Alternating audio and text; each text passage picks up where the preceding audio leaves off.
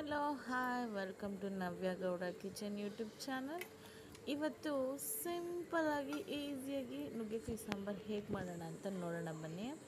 ಬಿಸಿ ಬಿಸಿ ಮುದ್ದೆಗೆ ನುಗ್ಗೆಕಾಯಿ sambar combination super. First ಪಾತ್ರೆ ಇಟ್ಕೊಂಡಿದ್ದೀನಿ. ಪಾತ್ರೆಗೆ ಒಗ್ಗರಣೆ ಮಾಡ್ಕೊಳ್ಳೋಣ. ಎಣ್ಣೆ ಹಾಕ್ಕೊಂಡಿದ್ದೀನಿ. ಎಣ್ಣೆ ಕಾಯಕ್ಕೆ ಬಿಡಿ. ಎಣ್ಣೆ ಕಾದ್ಮೇಲೆ ಸಾಸಿವೆ ಹಾಕಿ ಚಟಪಟ ಅಂತ ಸಿಡಿದ್ಮೇಲೆ ಹಿಂಗೆ ಹಾಕ್ಕೊಳ್ಳಿ. ಹಿಂಗೆ ಹಾಕ್ಕೊಂಡಾದ್ಮೇಲೆ ನೆಕ್ಸ್ಟು ಬೆಳ್ಳುಳ್ಳಿ ಹಾಕ್ಕೊಳ್ಳಿ. ಈರುಳ್ಳಿ ನೆಕ್ಸ್ಟು ಚೆನ್ನಾಗಿ ಫ್ರೈ ಮಾಡ್ಕೊಳ್ಳಿ.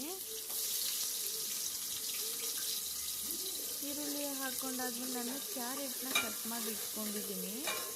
ನನ್ನ ಮಗಳಿಗೆ ಇಷ್ಟ ಅಂದ್ಬಿಟ್ಟು ಕ್ಯಾರೆಟ್ನ ಕಟ್ ಮಾಡಿ ಹಾಕ್ಕೊಳ್ಳಿ. ಆಪ್ಷನಲ್ಲಿದ್ದು ನುಗ್ಗೆಕಾಯಿ ಸಾಂಬಾರಿಗೆ ನಿಮ್ಮ ಇಷ್ಟ, ಬಟ್ ಎಲ್ಲ ಥರ ತರಕಾರಿ ಹಾಕಿದ್ರೆ ಚೆನ್ನಾಗಿರುತ್ತೆ ಸಾಂಬಾರು. ಚೆನ್ನಾಗಿ ಫ್ರೈ ಮಾಡ್ಕೊಳ್ಳಿ ನೋಡಿ ಈ ಥರ. ನೆಕ್ಸ್ಟು ಕಟ್ ಮಾಡ್ಕೊಂಡಿರೋ ನುಗ್ಗೆಕಾಯಿನ ಹಾಕ್ಕೋಬೇಕು. ಕರ್ಬೇವಿನ ಸೊಪ್ಪು ಹಾಕ್ಕೊಳ್ಳಿ ಒಗ್ಗರಣೆಗೆ. ನೆಕ್ಸ್ಟ್ ಕಟ್ ಮಾಡಿಕೊಂಡು ನುಗ್ಗೆಕಾಯಿ ಹಾಕ್ಕೊಳ್ಳಿ. ಇದನ್ನು ಚೆನ್ನಾಗಿ ಫ್ರೈ ಮಾಡ್ಕೊಳ್ಳಿ. ನುಗ್ಗೆಕಾಯಿನ ಈ ಥರ ನೋಡಿ ಉದ್ದಕ್ಕೆ ಕಟ್ ಮಾಡಿ ಹಾಕ್ಕೊಳ್ಳಿ. ಫ್ರೈ ಆದಮೇಲೆ ಸಾಂಬಾರು ಪುಡಿ, ಮನೇಲೇ ಮಾಡಿರುವಂತಹ ಸಾಂಬಾರು ಪುಡಿ ಹಾಕ್ಕೊಳ್ಳಿ. ನಾನು ಬೇಳೆ ಮತ್ತು ಟೊಮೊಟೊನ ಕೂಗಿಸ್ಕೊಂಡು ಇಟ್ಕೊಂಡಿದ್ದೆ, ಬೇಯಿಸಿಟ್ಕೊಂಡಿದ್ದೆ. ನಾನು ಅದೇ ನೀರು ಸ್ವಲ್ಪ ಹಾಕಿ ರುಚಿಗೆ ತಕ್ಕಷ್ಟು ಉಪ್ಪು ಹಾಕಿ ಬೇಯಕ್ಕಿಟ್ಟಿದ್ದೀನಿ. ನೆಕ್ಸ್ಟು ಟೊಮೊಟೊ ಹಂಗೆ ಕಿವುಚಿ ಚೆನ್ನಾಗಿ ಕೈಲೇ ಕಿವುಚ್ಕೊಂಡು ಹಾಕಿ ಚೆನ್ನಾಗಿ ಕುದೀತಾ ಇರಬೇಕಾದ್ರೆ ಬದನೆಕಾಯಿನ ಉದ್ದುದ್ದಕ್ಕೆ ಕಟ್ ಮಾಡಿ ಹಾಕ್ಕೊಳ್ಳಿ.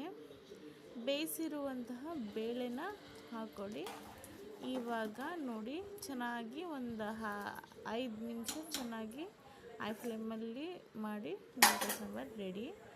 ಬಿಸಿ ಬಿಸಿ ಮುದ್ದೆಗೆ ನುಗ್ಗೆಕಾಯಿ ಸಾಂಬಾರು ರೆಡಿ. ಈ ಸಮ್ಮರ್ ಟೈಮಲ್ಲಿ ನುಗ್ಗೆಕಾಯಿ ಸೀಸನ್ ಅಲ್ಲ, ಸೊ ನುಗ್ಗೆಕಾಯಿ ಸಾಂಬಾರು ಬೆಸ್ಟು.